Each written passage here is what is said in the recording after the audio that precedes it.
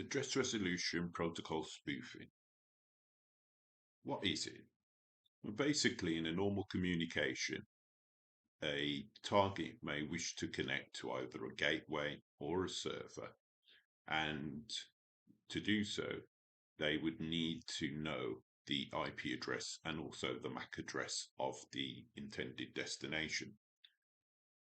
In normal working, nobody could actually hear the communication between the target and the destination, except when you can effectively fool each machine that's included in that communication that a third party was actually the other's device.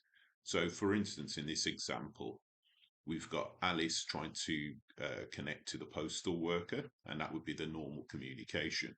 But a hacker could insert themselves in the middle of that conversation by convincing Alice that they were the postal worker and convincing the postal worker that the hacker was Alice, but at the same time passing the information between the two devices, so as far as they're aware, there is really no interruption.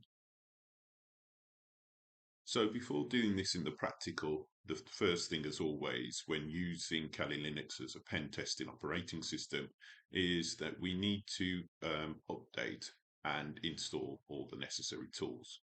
So the commands shown on screen actually switch Kali into what is known as the root user, then performs an update, and then we would install the necessary tools or applications to effectively perform this practical demonstration. So what you would need in order to make this work for yourself is to have 3 VMs. One would be the Kali Linux, which would be the pen testing operating system and software. This would also have the tools that would be used for both the spoofing and the monitoring of the communication between two targets.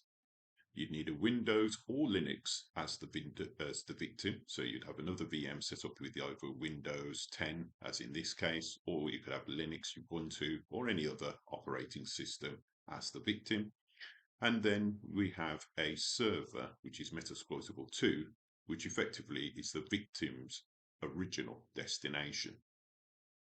All 3 VMs need to be connected to the same adapter, and therefore the host-only adapter would be the preferred choice to keep it separate from the internet. And then you would power on all of the VMs. So typically, we'd need to split a single terminal into 3 parts. You don't have to do it this way. You can actually use the tab operation or just open 3 separate terminals. But just for simplicity, to keep everything pretty much together, we've opted to construct this 3 shell option. So all that was done to create this was a single terminal was opened, and then by clicking right in the middle of the terminal, you can split it horizontally, and that therefore will give you 2 different terminals, one on top of each other. And then by selecting the bottom terminal, do the same process again, but this time split it vertically, and therefore you have one on the left and one on the right. So this is the basic instructions, which I won't go through here. The presentation will be available on Moodle.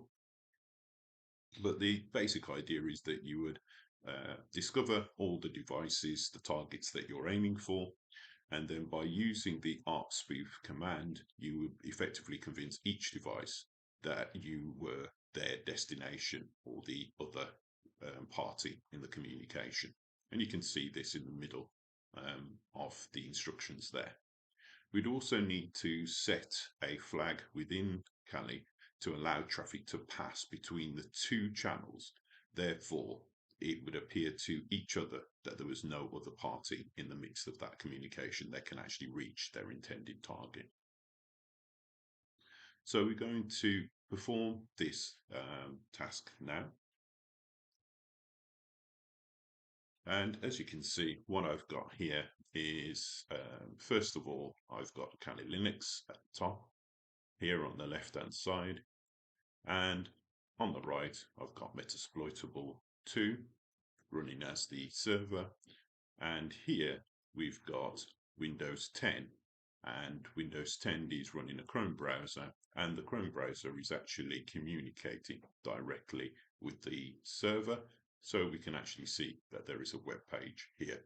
And this will be key, because after we've actually completed what we're doing in inserting the hacker's machine in the midst of this communication, this shouldn't really change.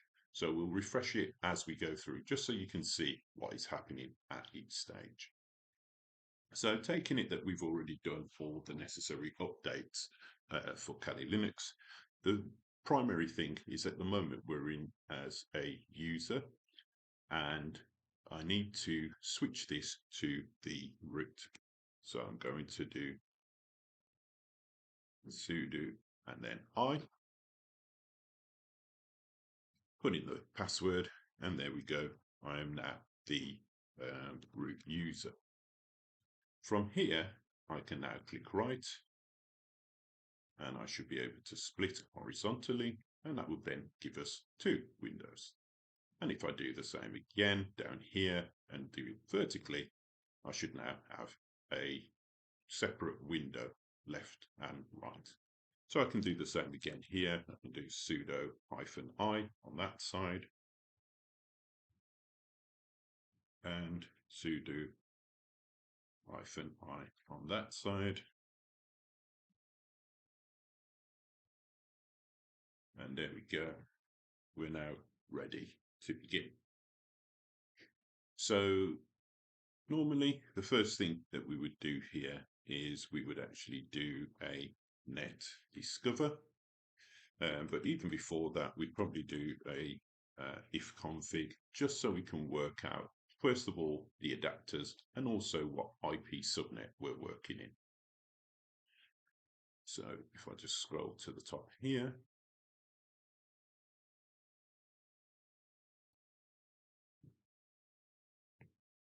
or actually what I will do is, if I clear this, if I do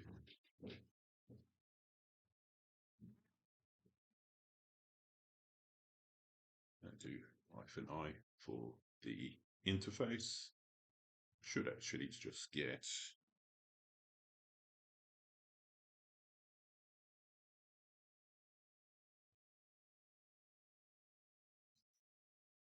there we go.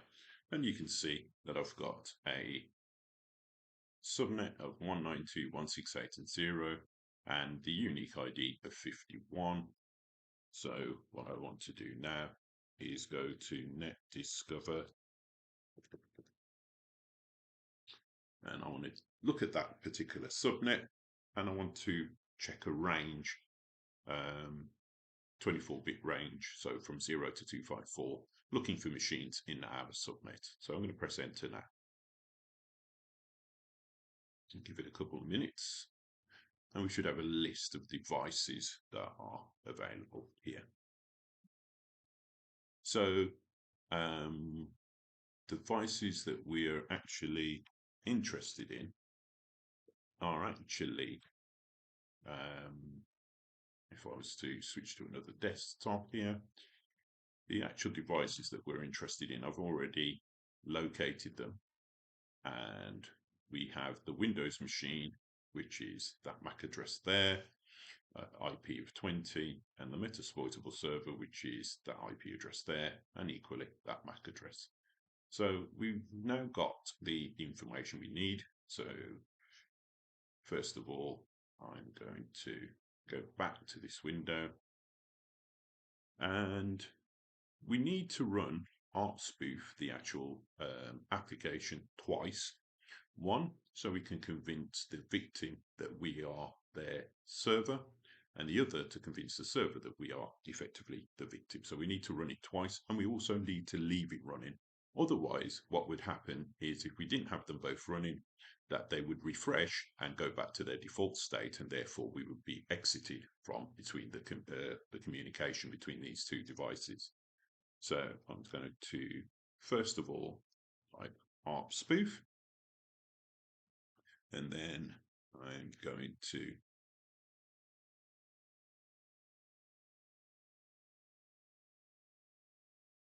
I'm going to, if I go back, do a -I, then the adapter, which we know already from previous that it is ETH0. We're then going to put the target. We're going to put the address of the machine we're looking to get to. So if I put in here dot 20, and we also need to change that one to 53. So if we go back to the addresses that we're working with, we've got 20 and 53. Those are the ones that we are interested in. So we've got ARP Spoof, the interface, and we've got the machine we're trying to, or the host we're trying to convince that we're the other party. So we do that as 53, and then we'll do the same again. So ARP Spoof.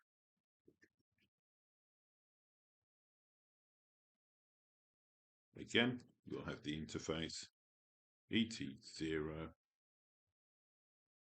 -T, which is the targets, and then we'll do 192.168.0. And on the previous one, we had 21st. That was who we were trying to convince that we were the server. So we're going to swap that around. So we're now going to do 53 this time. Then we'll do the same, subnet again, and this time 20. So effectively, one half will convince one target and the other half will convince the other target. So we can set them both running at the same time. So that one's now running. We'll come over to here, and that one is now running. So effectively now, both of the machines, so both the Metasploitable and Windows, are convinced that Kali is the intended targets. So there are various ways we can check this out, but the easiest way visually for yourself is that if I now press refresh here and give it a second to update,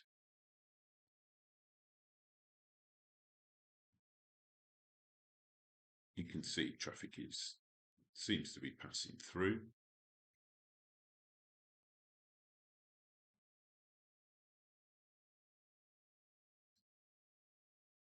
No, there we go. So that has now crashed. So you can see here that it's crashed. And why it's crashing is fairly simple, because effectively it's now looking at Kali as the server, and all the traffic for the server is now going to Kali. Now, Kali itself, the Kali Linux operating system, isn't actually passing on its requests at the moment. What it's actually doing is getting the communications from both sides and storing it centrally within itself. This actually is an issue, because then when you're trying to access the server, or the target's victims trying to access the server, none of their requests are actually getting to the server. So therefore, they're not getting the responses that they would expect. And straight away, the alarm bells would start ringing and they would instantly know there's a problem. So what you can see that I've got here is this instruction, which is showing us the value of this flag IP forward. And you can see at the moment it's set to 0. The issue here is that by setting it to 0, Kali is not passing on information from one target to the other, and we want to change that. So to change that, all we need to do is fairly simple. We type echo and then the number 1, and we want to store that information into this flag. So we need to tell it where to find the flag.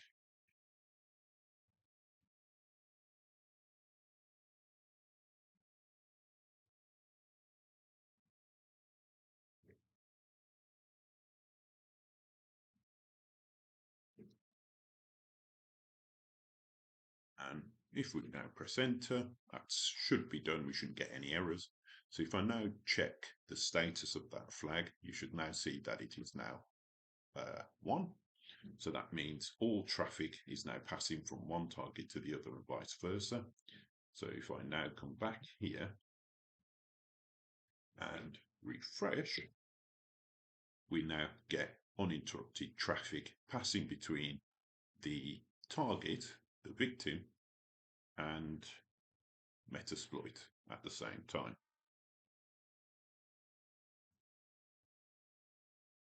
Okay.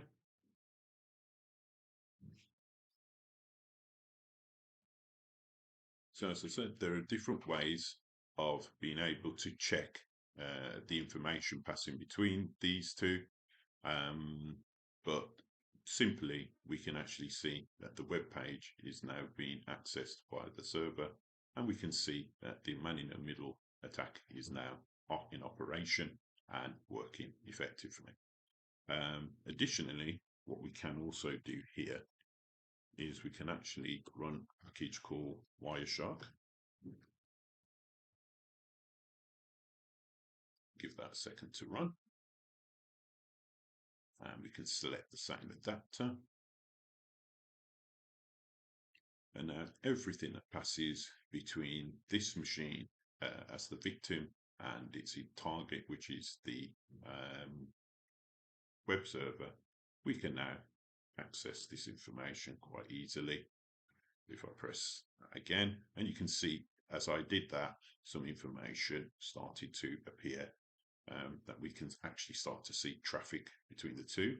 If I do that again, and you can see that information has appeared over here. So one of the things we can do here is we could attempt to isolate a particular IP, for instance. So we could just do that command here. Try it again.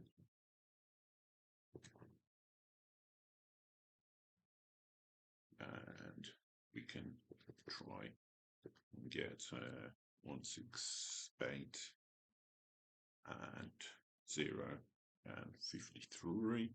So we can isolate all the traffic going to the server, so we can instantly see where the information is coming from to that particular server, and isolate all those traffics there. What we could also do, if we were to so wish, we could just isolate the HTTP traffic.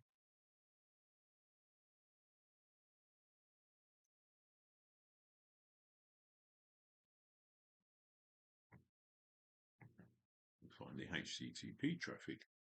And what I could do here is I could follow just that traffic and just look for the HTTP stream.